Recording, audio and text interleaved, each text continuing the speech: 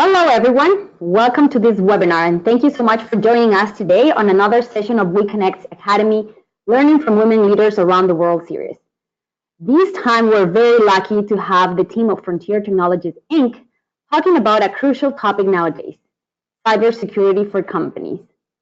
Frontier Technologies, Inc. offers a fresh approach to systems integration. Their high-integrity services include data security, intrusion protection, and 24/7 support. They know and apply industry standards in safety, environment, and technology to ensure compliance. It is a women-owned company certified by WeBank in the US and partner of WeConnect International and leader in data center infrastructure support and services. Today, they will be covering a topic that might be daunting for many business owners, cybersecurity. Safeguarding your business IT assets through cybersecurity can seem overwhelming, especially for growing entrepreneurs. In this webinar, you will learn how to identify, protect, detect, respond, and recover from cyber threats that may impact your business's ability to grow and scale. Frontier Technologies will walk attendees through their 5-step process that will help ensure the safety of your most valuable data systems and capabilities.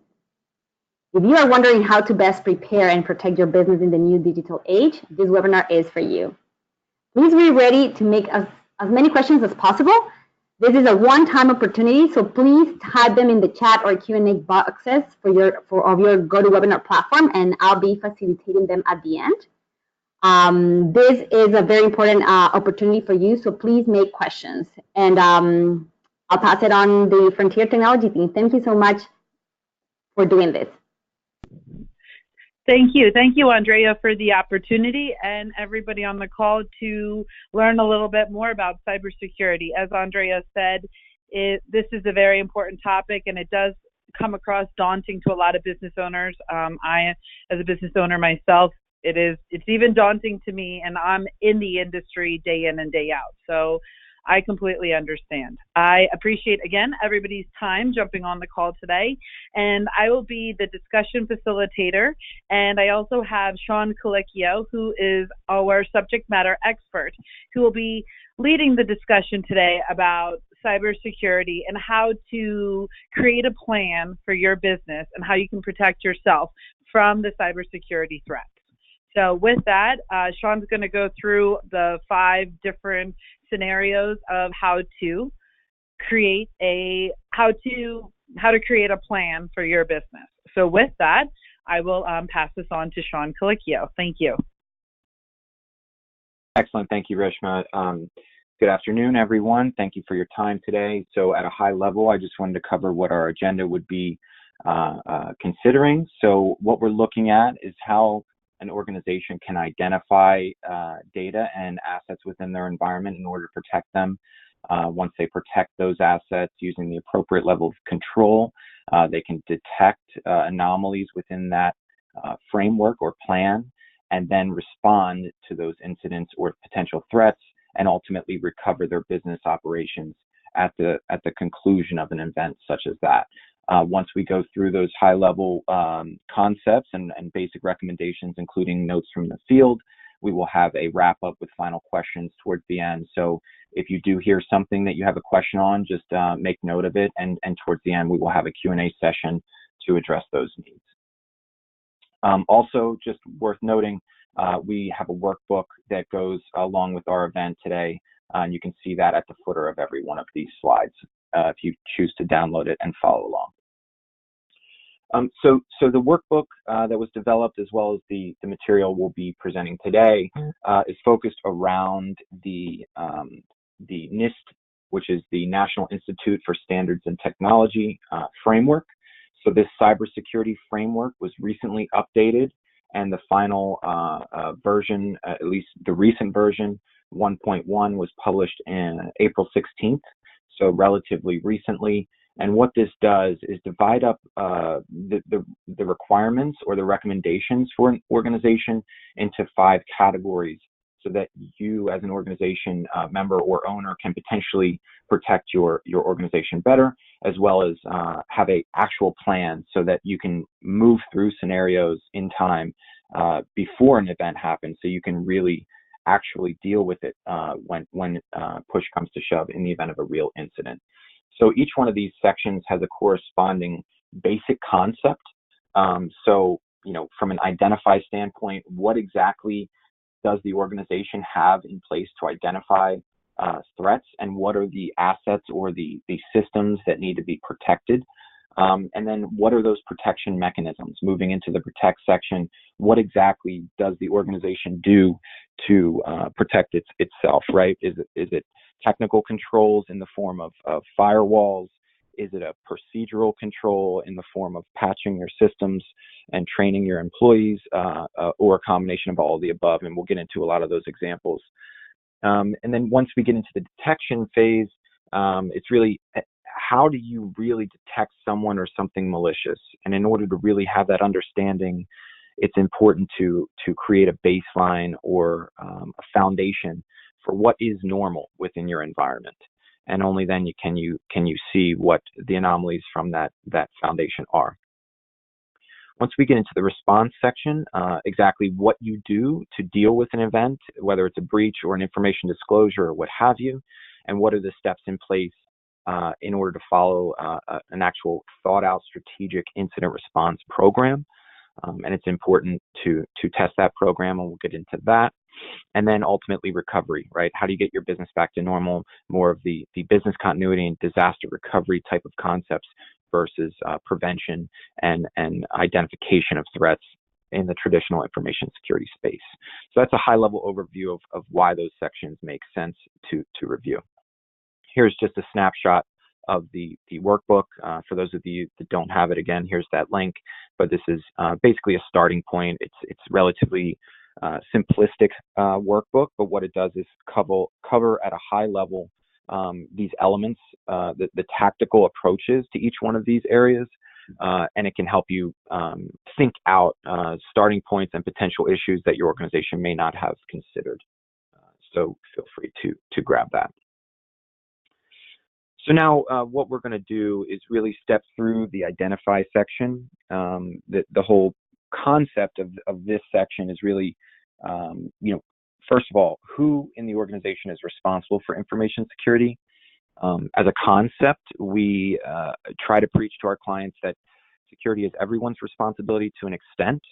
Things like phishing attacks to end users that may not be privileged users. So, it's much more common for a user in the mailroom of a large organization to get a phishing email than it would be, say, the CFO of an organization. And then the attacker can pivot from a low-level user that's been compromised into higher levels of privileged access, which gives them access to databases that might have sensitive data in them, et cetera, et cetera. So first off is who's responsible for cybersecurity, and what exactly can we do to enable that individual or that group to protect the organization? That's something that typically is thought of or considered. Oh, well, the head of IT typically performs security processes for our organization or something like that. But if it's not identified and approved by upper management, then what you see is some very similar things to what we saw with the Equifax issue in the news, right? So you have a patch that wasn't applied, and it hadn't been applied for several months. And then when the breach happened, the executive team was very upset, saying, why didn't the IT group patch this system? It's their fault. Well, when you see, the underlying causes of why they didn't patch it, because it would have disrupted operations, and other management tiers had told them not to patch that system because it would bring systems offline and they would lose money and things like that, then you see why it's not as cut and dry as one person's fault, because there's all these assumptions being made. So it's important to document who exactly is responsible from an internal and external perspective. So from an internal perspective, as I mentioned, that might be, an information security officer. If you're large enough, it might be a CISO or a chief information security officer at an executive level. But in my experience, it could also be just a simple, an individual that has two hats, right? Maybe they are the IT director and they're responsible for speed and availability of systems and data. But on the other hand, they also need to secure it. And typically, those two camps are in opposition as far as their goals. If I had my way to secure an environment, you unplug every system that exists and you don't let the users on the network. But obviously, an organization can't function in that way. So, I say that tongue in cheek, but the reality is, compliance and security and usability are kind of a give and take dance that needs to be danced by your organization. So once you establish who exactly is responsible, you establish the devices that need to protect, that need a level of control. So, in a regulated environment, if you're a retail organization or you deal with payment card industry standards, PCI standards, if you accept credit cards and your organization does that, you will be responsible for regulatory standards that are dictated by PCI. So things like encrypted transmission of data, things like, technical controls may need to be put in place.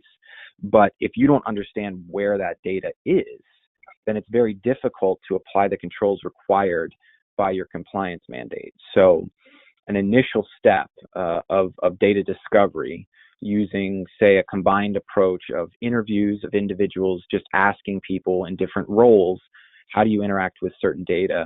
Do you interact with publicly identifiable or personally identifiable information, PII data, or health-specific information, PHI data, protected health Sean? information? Or yes. Would you be able to clarify a little bit more about some of those acronyms that you were just using, just for everybody's knowledge? Yes, you so said PII, PCI and those. Yep, absolutely. So PCI is the payment card industry standard that deals with protection of credit card information through the life cycle of a transaction. So when you go to a store or you're online purchasing something, your credit card swipe is encrypted at the hardware level, and then that data is transmitted to a payment processor, and then ultimately that money gets sent back to a business. And that transmission chain, that entire conversation between your credit card and the processor all the way back to the bank needs to be protected from end to end. So PCI, or payment card industry standards, dictate protection of that data in a certain way. So that was one of the acronyms. Another one was personally identifiable information, or PII data, and that is just names, addresses, birth dates, things that might identify a person, and they're becoming more and more important to protect given the regulatory landscape. But thanks, Reshma, for bringing that up. No problem. So devices that need protecting, again, servers, systems, those are kind of a given. But what about mobile devices? Has the organization really considered, their internal business process? And when you interview those individuals, you start to see, they may have an encrypted data transfer mechanism. Let's just use Dropbox or Box.com as an example. A lot of organizations are using Box.com versus, say, Dropbox to share large files that can't be emailed. And that's encrypted. It has its own mechanisms to control the data and things like that. However, when you interview people, you start to realize that they may circumvent those processes or controls designed to protect that data. So you may find that they email sensitive data to each other. And now mobile devices are in scope for consideration of technical control, meaning if they're emailing Social Security numbers to each other, now the email server needs to be protected in a different way, in the same stringent manner that the data server or the database may need to be protected, because now they're using their inbox as a sensitive data repository. So now the company is potentially exposed, and if somebody loses their phone on a bus or on a train, then all of that data can potentially be read if they can get into that phone. So it's very important to understand who's circumventing the processes so that you can make it easier for them to follow what you've designed as far as controlling that access and that data. And not just physical devices need to be identified, but things like operating system versions, things like where data is stored, things like your software inventory, right? So if you have a catastrophic failure and you need to reinstall Microsoft Office across the board, or Microsoft Windows to get systems up and running, where are all those license keys? Where are those type of things stored? And really keeping a catalog of these software assets that you have, because if your central data repository goes down, let's just say you have a network detached storage, a NAS device, if you will, or a SAN, a device that has network storage that everyone on the network can access, and that goes down for some reason or another, if it's a building failure, building caught fire, what have you, you don't want all of those software assets to go up in flames as well. So having an inventory in multiple places is paramount, not just of the physical devices, but the software or soft assets, if you will. So that's a lot of info about Identify, but I think it's very important to illustrate, understanding what the critical assets are, not just the systems themselves, but the software, the staff, the data, all of that information and where it's stored and how it's accessed are paramount to understanding your potential exposure and then protecting that information. Now, Sean, I had a question before we go on to the next section. Mm-hmm. So for an organization, how does one determine what data is important to identify, to understand that you need to protect that data? Well, it's a good question, right? So each business is going to be different. I think it's going to be up to the stakeholders of the firm to identify, what is of the utmost importance. Some firms, they put a high priority on reputation. So they 100% do not want to be impacted by a breach whatsoever, even if it's one phone being left and it's more of a headline versus an actual issue. One phone being left on the train could be worse to them than having downtime for 2 or 3 days. Whereas if you're a retail organization, every second of downtime can be a quantified risk and a dollar amount that you lose. So the stakeholders may say, yeah, we can survive a breach, but we better make sure our systems are online during the Christmas season, that type of thing, or the holiday season. So I think that's a very good question. I think the organization needs to do an internal inventory to say, what is our business objective and how can we align our controls and our security investment to that objective? And that's what I would say. Okay, that makes sense. So who would I work with in my organization? So as a president, do I work specifically with my IT person to identify that information? Yeah, the IT person will help facilitate or flesh out the discussion with some detail.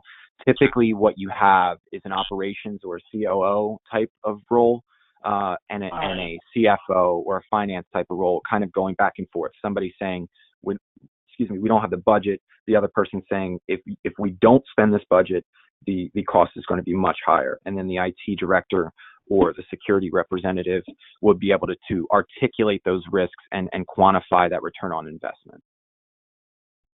Okay, thank you. So now, once we've identified these business areas that we need to protect, or once we've identified these areas that we need to control, we can decide how do we protect those areas. So things like authentication and access, making sure that individuals, users have their own unique ID, but not only a unique ID for each person, but if somebody has administrative capability, like an IT director or a database administrator, those individuals, as far as best practice goes, should have a second login that is an administrative capability login. So their initial login, let's say John Smith is a database administrator, and for the most part, when he logs into Windows and when he logs into his corporate assets, whether it's email or what have you, he just uses a regular username. And then when he needs to do something that requires a higher level of authentication or privilege, he can then authenticate with that administrative user. So what that does is separate the two tasks that the individual can do, and it also makes sure that somebody with administrative credentials aren't using those credentials everywhere, which extends the exposure of the organization. So for example, if I'm logging in to my web email and I use my admin username to do that, and I'm at a Starbucks, that admin username and password might pass through the Starbucks access point. And if that access point is compromised by somebody sitting in the coffee shop, then I've just given up my administrative credentials just to check my email. So if he was using just his John Smith username, then a low-level user would have been compromised. And you can see that point of why it makes sense to use the administrative function only for administrative tasks. So that's one example of having access control over the users to really make sure that once we've identified the potential areas of weakness or the areas we need to protect, that those users have individual logins that are not shared, but also separate logins for those separate functions. Another really important area is perimeter security and the traditional information security controls. So when I sit in conferences or I listen to someone speak about the subject, typically things like firewalls and antivirus have a bad rap because they're I don't want to say archaic, but they're legacy controls. Now, an organization that doesn't have those controls, I would question, right? So it goes without saying that although they can be trumped by next gen or next generation controls that might have additional capability, it's very important to have the basic foundation controls such as a firewall, right? So understanding how you protect your network perimeter is important, and how you actually use those firewalls, right? Are they not just in place, but are they configured properly? Were they just set up once and then the vendor walked away and they've been in place for 3 years without somebody reviewing them or updating them or making sure the rules in the firewall are actually accurate and have justification from the business? So those are things that I think more often than not go overlooked, right? So the misconfiguration based on a recent breach report, I think it was Symantec's breach report, it was 80% of issues that have that resulted in a breach had to do with some sort of misconfiguration. So whether that was a misconfigured firewall or whether that was a misconfigured web application or something, the attack vector or the introduction of that issue may differ, but the reality is the common element is a misconfiguration or kind of a set it and forget it mentality that's starting to be prevalent in the industry.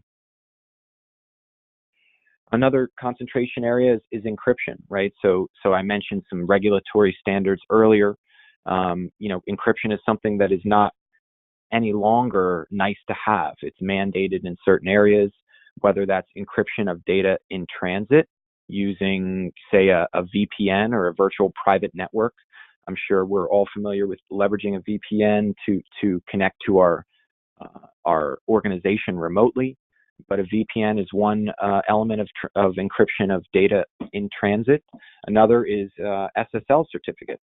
So if you've ever been on an e-commerce site, you've ever purchased something online, you've seen the little green lock in the upper hand corner of your browser.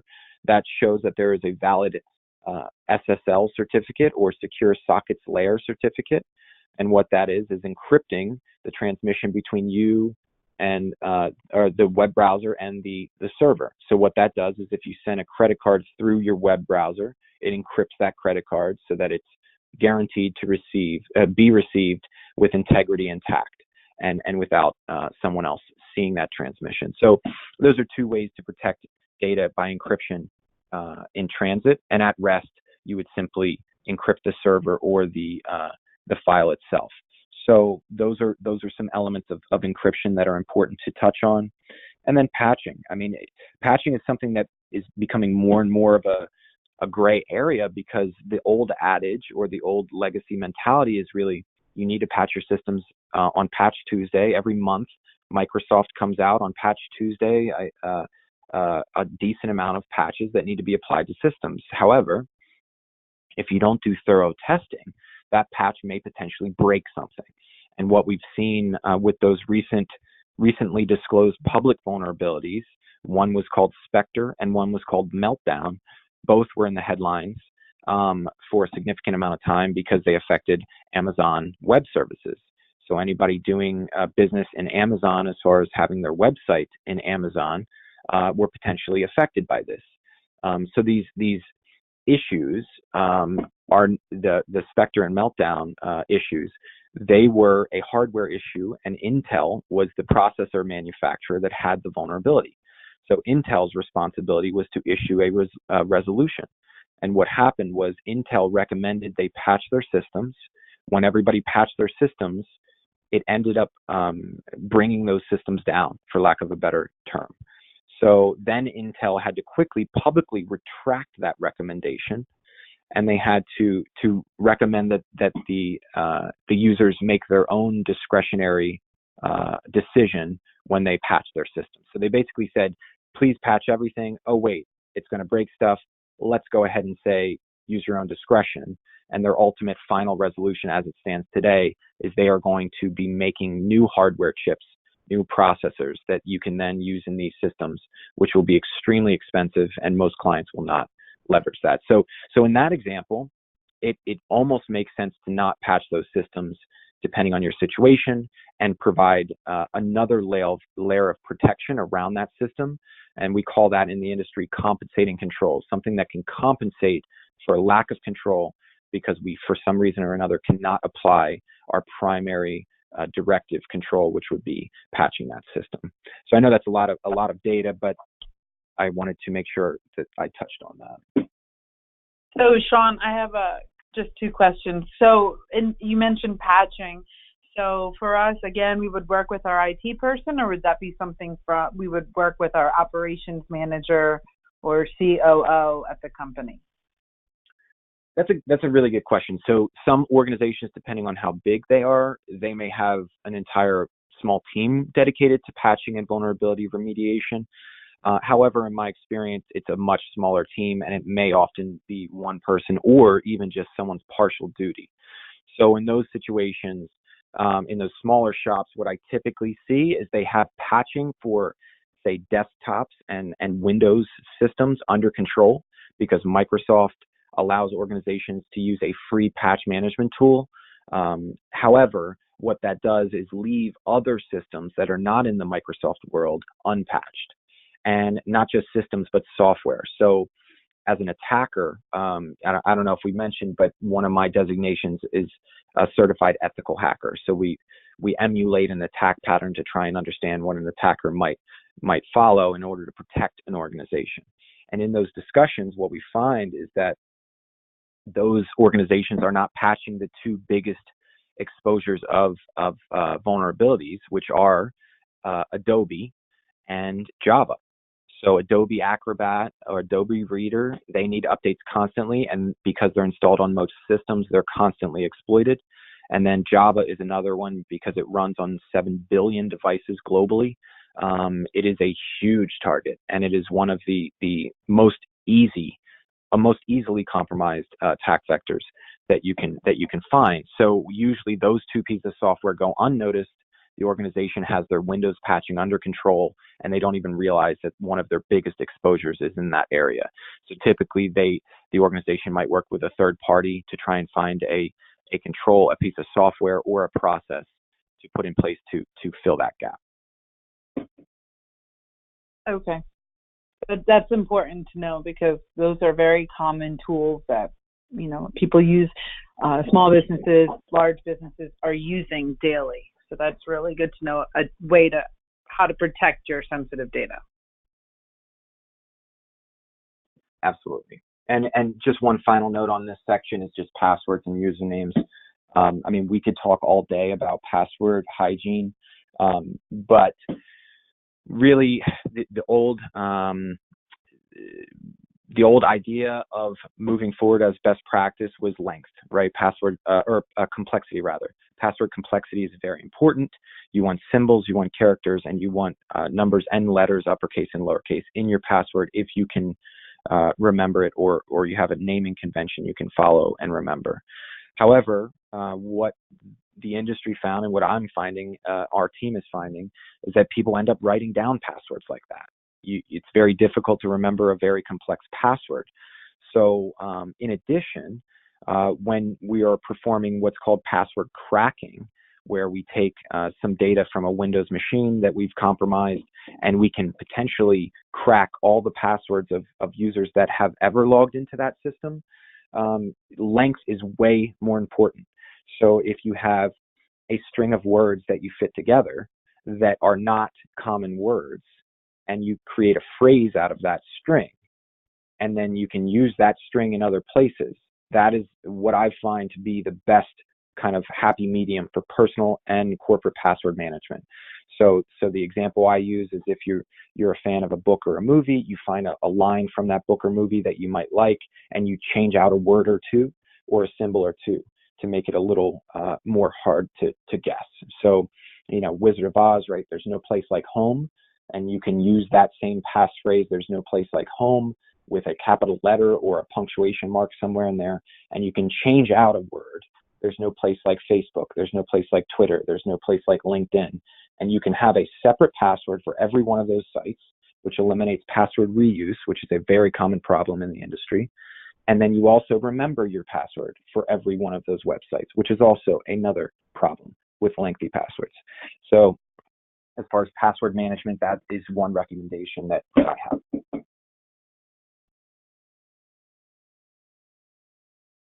So once we've protected, or at least identified what we need to protect and establish some basic level of control, the next idea is to really recognize and stop threats. So this includes the antivirus concepts that we mentioned before, any anti-malware type of concepts, next gen AV, they call it. Things like user behavioral anomaly detection, which sounds extremely technical, but all it is basically watching your patterns. And if somebody deviates from those patterns, it throws an alarm, right? So things like if, Mary Smith usually logs in remotely during the day on Monday through Wednesday during the day, and Thursday through Friday she works from the office, and we see her logging in overnight on a Sunday or something like that deviates from that pattern, then it should throw an alarm. And if our controls are intelligent enough and there's automation and orchestration involved, then it might automatically block that connection, saying you need to contact your manager for access outside of your approved time window, things like that. So there are all different varying degrees of proficiency when it comes to detection of events and threats. But the idea is just really, the entire industry has moved from prevention and eliminating the possibility of a compromise to being able to detect and respond as quickly as possible. People have been saying for years, it's not if, it's when you get compromised. Well, the reality is that's what's going on constantly every day. I mean, people are constantly being compromised, organizations being compromised to varying degrees of publicity. If it's something where it didn't affect a sensitive database, or personally identifiable information wasn't disclosed to the public or to the dark web, things like that, they may not even need to publicly disclose it. And of course, every one of these organizations are going to seek legal counsel before they do anything public. So I know it seems like we're seeing a breach every day in the headlines, but I would be willing to bet it's hundreds of times that, and it's just not being disclosed. So again, the organization's moving away from this. It's never going to happen. Let's put as much money as possible into making sure it doesn't happen. Into, there's an entire industry called deception now, where if you're familiar with a term called honeypot, there's a server that's really compromised, or really vulnerable rather, that organizations will sit on the edge of their network and let it be attacked. And it doesn't connect to anything else. And it really just shows them info of who their attackers are, how they're trying to attack them, what the efficiency is that they have, and how often it happens, which helps them be better defensively. So there's an entire push in that direction now too, where they're actually putting false flags out to try and gain as much information as possible. So that kind of illustrates the point of they're actually letting themselves be compromised to an extent, right? Obviously, you want to isolate that potentially poisonous server from your entire network, but it's definitely an interesting approach to take, and the industry is taking it with full speed ahead.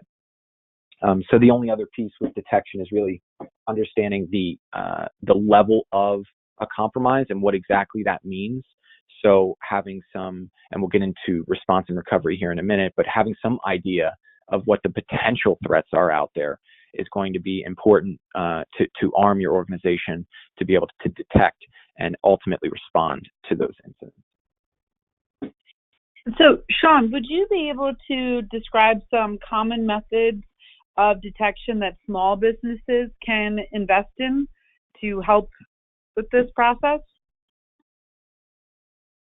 Yeah, absolutely. So I think it also, as we said before, it depends on the size of the organization. It depends on the industry, right? So a small business in retail might detect things differently than a small business in banking, like a startup bank shop. But I would say in general, the idea is really understanding what the end users are doing and then what's going on the network. So it's important to have, what I would consider perimeter protection, which is, having good firewall logging so you can tell what's being sent out of your environment as well as in. A lot of organizations do not have logging turned on their firewall for data going outside of their environment, which is a huge mistake, because if you have an alert that says, somebody, like I said, Mary Smith is remoting in overnight, and she is sending, 50 gigabytes of data to some country, let's say China, for example, in the middle of the night, that should be logged, and that should be, something that throws an event or detection mechanism actually fires, right? So that's one example of detection. Is it's not even a cost, really. It's a procedural change of logging on the firewall as data leaves your environment. But I think another one is, again, network monitoring, right? So something like a SIM device, or something like a network monitoring device where you can actually understand where there may be potentially assets in your environment phoning home to another country, or a command and control network. And command and control is really what an attacker may leverage to control a compromised asset. So a command and control server is really the hub where all the compromised systems report back to.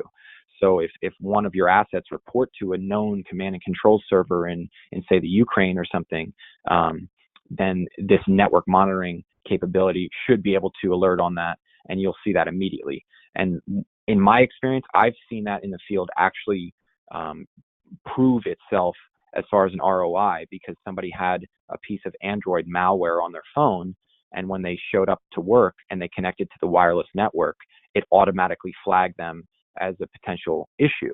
Now, they got the malware from just playing a Facebook game or something like that on their phone, but it's important to know that introduction of the risk happened daily until they implemented this control, and they never knew about it. So thanks for the question. It's a long-winded answer to try and articulate some controls, but thanks, Rishma. No problem. And I know I just want to just do a time check. It's 12:37, and I just wanted to make sure we left a little time at the end for questions and answers. At one point, I wanted you to clarify what SIM was for everyone's understanding. Okay.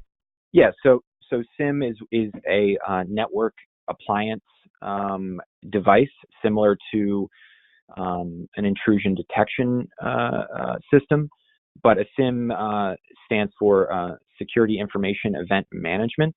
So things like system logs will be sent to the device, as well as the network traffic that I mentioned earlier. So typically, once an organization has the basic level of control in place, like user access under control, perimeter protection with a firewall, and some basic antivirus and things like that, then a next step and a first step towards proficiency would be something like that, a SIM device or something similar. Okay, got it. Thanks. So moving right along, we have the respond section here. So this is important because what it does is it really looks at what exactly does the organization do if X, Y, or Z happens. So this becomes kind of the litmus test to prove out your incident response program, and that can be done in several ways. But the response concept is really, what is the worst case scenario? Do we have backups of our backups? Do our data backups only exist in one location? And if that location somehow, burns to the ground, what do we do, right? Things like that. Things like, payroll, right? If systems go down and you have approved communication channels in the event of an incident, and those communication channels are email and phones, what happens in an event like, say, recent hurricanes, Hurricane Sandy in New York, for example? People's incident response plans were put to the test, and we had a significant amount of clients that needed help, but we had a significant amount of clients that ended up fine. They didn't have any downtime at all. They just had to shift gears to a hot site, and which is a disaster recovery site, so that they could be up and running. But some of the things that you don't think about as an organization until these things actually happen is, what about payroll? How do we get people paid? It is very difficult to motivate a staff of a large amount of people to move operations from one office to another, to work potentially overnight and weekends to get things back online, and then their paycheck is lapsed by some amount of time. So those are the type of things that really require consideration from an administrative standpoint, but also operationally. You know, if we can't email our payroll provider because our email server is down, who do we contact? What's their direct line? Things like that. So really fleshing out the detail of your plan during the response section is a huge part of that. You know, another piece I mentioned, you know, scenarios earlier, right? And walking through your data backups, not just what is our backup process, but how often do you test restoring those backups? You know, you should be testing restoration almost as often as you actually back up. So, you know, if you have once a month full backups and every week you have, you know, incremental backups that just back up the difference in the data changes, you know, one could argue best practice is to also restore parts of that data once a month, just to make sure those backups still work. Because, you know, there's been horror stories where organizations were hit with ransomware and they were like, look, we have a Bitcoin wallet to pay the ransom, and we have a backup procedure that we've done for years. You know, we are good to go. We're not really worried about it. And then when they go to restore the data, they find it's been corrupted, or the backup mechanism wasn't necessarily set to the appropriate time schedule, and things like that can happen. So it's important to test that periodically as well. Also forensics. So digital forensics are extremely important because they allow the organization to prove out whether or not 100% something did or did not happen. So if there was an internal insider threat or industrial espionage and somebody's trying to steal data, it's important to have a forensics team at not necessarily on retainer, but somebody you can contact. So just that contact information. We had a client where they had one of their individuals went to a competitor, a very large online competitor, and when they left, they were the product manager. And when they left, they had a significant amount of data that was stolen from the environment. And our forensics team was brought in, and we were able to establish that the individual was able to hide diagrams and architectural specification documents within a photograph. So that capability, that mechanism is called steganography, and it's a way of hiding pieces of data within, say, a pixel of an image. So you can compare two images, and one might be a very small file size, and one might be 10 times as large, and the one on the right might have a Word document hidden in it, and you can use a special tool to pull that data out. So without forensics capability, they may not have known that individual was trying to steal their intellectual property. So again, the forensics contact and that capability is very important. And it's also important to have somebody help you stop the bleeding, right? Or potentially contain an event. So that includes everything from making sure that individuals in your organization don't hear about it in a way where they immediately go to Twitter or some social media outlet and tweet about how their company has been breached, bringing your value in the stock market down or what have you. So things like that are kind of important to educate everyone. Listen, if there is an incident, this is exactly how you are to behave in public about it until further notice. And that type of breach response communication to your entire staff, not just the incident response team, is very important, because people may disclose things just anecdotally and not realize that they're actually introducing huge reputation risk to the firm.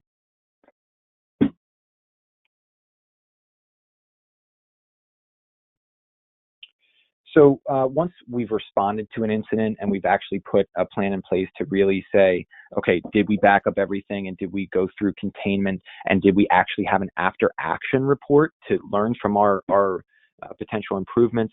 Now it's time to recover, right? So we improve, we go to the backup plan, and we actually make sure that it has a written structure that can be accessed.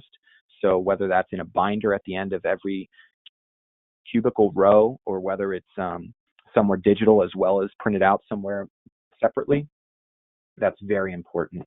And it's also good to, again, make sure those backup plans are tested and you have a playbook for these incidents. So once you can establish what your common threats are or these potential scenarios that might affect your organization, you can improve on that list by merely staying up to date with current events.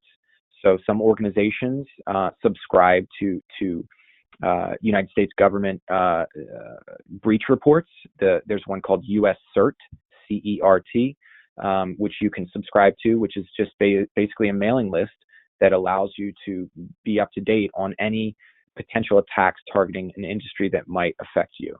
So if there's something specifically targeting finance or retail or supply chain, and it's a very specific attack vector, such as a phishing email that seemingly comes from FedEx, that information is important to disseminate amongst your company. So it's important to also constantly improve this approach with publicly available information and bulletins that come out from the industry. And then you can then improve on these exercises and the playbook that you have to reestablish your best practice internally and strengthen your approach. So the only other piece with the Recover section is tabletop exercises that I wanted to hit on. So we have a lot of organizations that we work with that have a robust incident response program, but they don't typically have, they haven't typically conducted tabletop exercises. So what that is they take the plan and they have stakeholders in the meeting and they have people that would execute the plan in the meeting. People like, maybe a junior IT administrator that might be doing the bidding of the IT director in the event of an incident, making sure that if you go through a scenario and you're presented with a timeline, okay, it's 8:30 and someone from finance just received an email and their computer froze and they submitted a support ticket. What is everybody's first step? And you go around the table and you ask everyone, okay, here's what you do and here's how you approach it. And what do you do, Mr. Finance Director? And what do you do, Mrs. CEO? And you go through and you ask each person what their perspective is. And at the end of this timeline, once you are throwing wrenches in the works of things like, okay, now your phone system's down and now your email's down, what do you do next? You can try and really prepare for almost any scenario.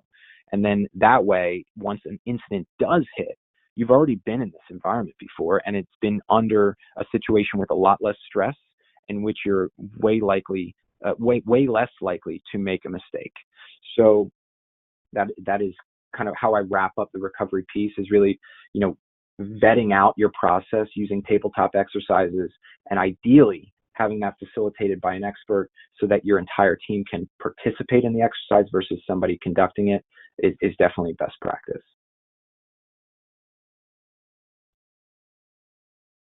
So I know that's a lot of data, but really what are we talking about? How to implement all of these areas of protection and how to really protect your organization from risk, right? Not necessarily locking everything down, as I joked at the beginning, of taking all the users offline and unplugging every system, but really having each one of these tactical approaches be a part of a larger written information security plan and framework is very important, because without it, it's going to seem like you're trying to hold water in your hands or plug a dike with your finger, and it's just nonstop new items, new elements that are coming out, new buzzwords from the industry. But when you peel off the marketing and you look back under the hood of what it is, a lot of these controls and these new industry terms for cybersecurity are things we've seen for years and years with just a different name or a different spin on them. So it's very important to have somebody that's seasoned help you walk through this framework, at least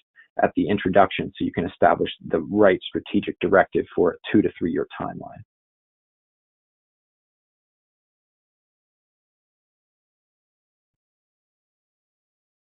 So with that, I mean, that is really the high level overview of the guidebook. Obviously, there's a lot more detail in the download that you can walk through and internally your organization can fill out.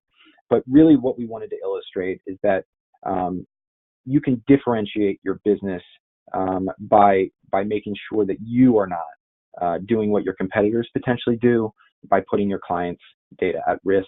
And you can show your buyers that they trust you as a supplier and you're not putting their supply chain at risk. Again, consulting with a third party, such as our firm, or similar security experts to guide you through these steps and potentially use the workbook as a starting point to establish a plan and have a cybersecurity expert resource at your disposal through our firm is definitely a great first step.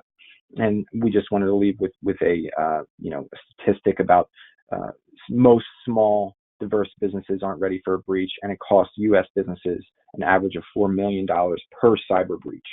So when we talk about a control that might be a few $1,000s to give you a reasonable level of assurance and peace of mind that these things are not going to happen, to me, it's a night and day or an easy decision to make of an initial small investment versus a catastrophic investment based on reputational damage. And here's just a snapshot of some of our cybersecurity capabilities. I'm not going to go through all of these. I want to leave some time for questions, but as you can see, here's some of our capabilities and product areas, as well as services that we can perform as a trusted advisor. So with that, I think we can open it up for some questions. Yes, thank you so much, Sean. This is amazing how much information. It's really incredible. I really hope all the participants were paying attention and taking notes. I have one question here from Claudia. She's saying, "Hi, everybody. Thanks for the webinar. Is it Linux a good way for diminish the risk of virus attack?" The question was Linux? Yeah, Linux. Is it a good? Yeah, so that's a good question. Yeah. Yeah, so that's a good question. So often when I'm speaking, I get a question very similar saying, which operating system is most secure to use? Candidly, our shop is all Mac shop, simply because it runs Unix or BSD, which is the Linux is a flavor of Unix. So yes, on the one hand, I would say Linux in general is a little more secure as a concept, but back to what I was saying about configuration, it's only as secure as it's configured. So I can argue that I can take a Windows device and I can put the appropriate policies on it and lock it down further than I could a Linux device or a device that was misconfigured, right? So I would say in general, I would go the direction of Mac and then Linux and then Windows. But for ease of use for small business, I think Linux might be a little overkill just because it's a little more difficult to maintain. But yes, for viruses, Linux is a very small subset of the created malware that's out there. I believe the same applies for when installing an email server and a web server, right? That's what she's complementing her question with. Yeah. So I would say 6 one way, half dozen the other. Web servers are I would say a gray area because we're not necessarily looking at operating system level issues there. We're looking at what's called OWASP top 10 web application issues. So OWASP is the Open Web Application Security Project. So that is things like SQL injection, cross-site scripting. Those are things that are specifically targeting a web application.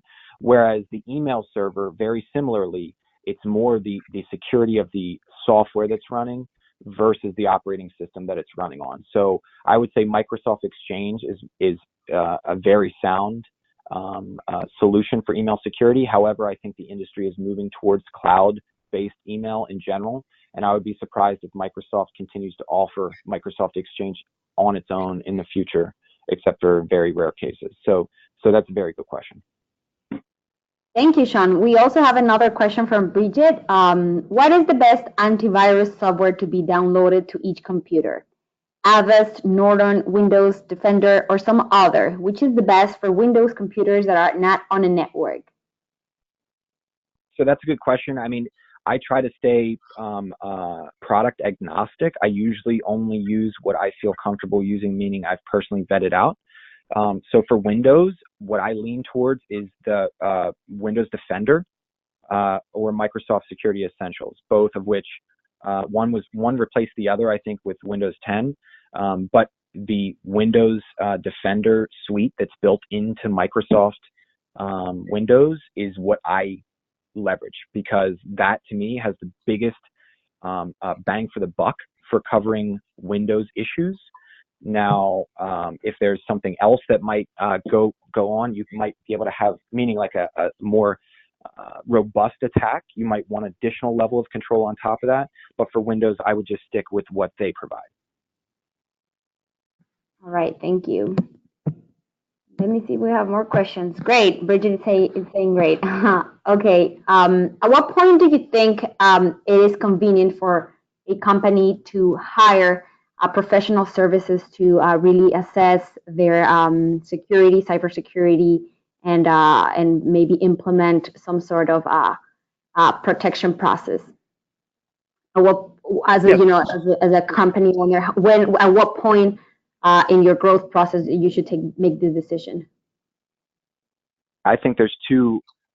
So to me, cybersecurity is a life cycle. At any point, a consultant or professional trusted advisor can come in and assess either what you're doing, what you have been doing, what you plan on doing, or what you have no idea yet you need to do, and can provide that expertise.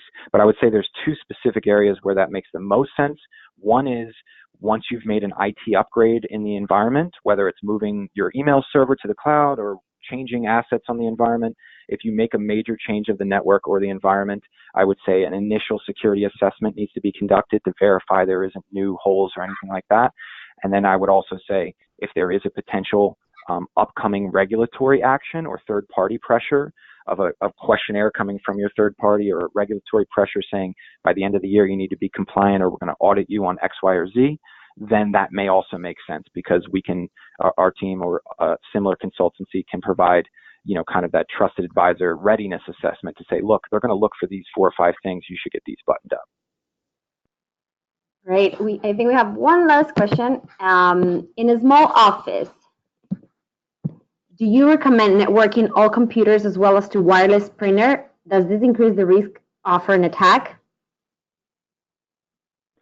Yeah, so in general, I personally think wired is the way to go. We conduct a wireless penetration testing, which is a security assessment where we try and break into the wireless environment. And a lot of the time we can get in through the wireless, and then it's just like we're sitting in the office and we can attack you from the parking lot. So I would say in general, when in doubt, use wired connectivity.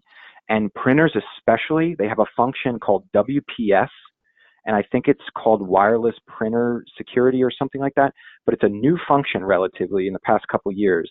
What it does is allow you to hit a single button on your printer, and then it allows you to connect directly to your wireless without putting in a password or something. That mechanism has recently been exploited. So if you have a printer that has what's called WPS functionality, then if you want to disable that, and you definitely don't want to use it, because if there is a wireless attacker in the area, especially in an area with a large amount of population, like in a city or something, typically that handoff between the printer and your network can be intercepted, and it includes authentication detail that an attacker can leverage. So wired is the way to go. Thank you so much, Sean. This has been very, very interesting. Unfortunately, we've run out of time, but please see Sean's and Reshma contact information here in the presentation, and we will send a follow-up email with the information of the recording. So please feel free to send Sean or Reshma an email, and I'm sure they will be happy to answer your questions and perhaps establish some business connections. So thank you so much, Sean and Reshma, for all these incredibly valuable information. I'm sure everybody really took advantage of all the information. So thank you so much for your generosity, and I'll talk to you soon. Thank you, everyone. Okay. Thank you so much.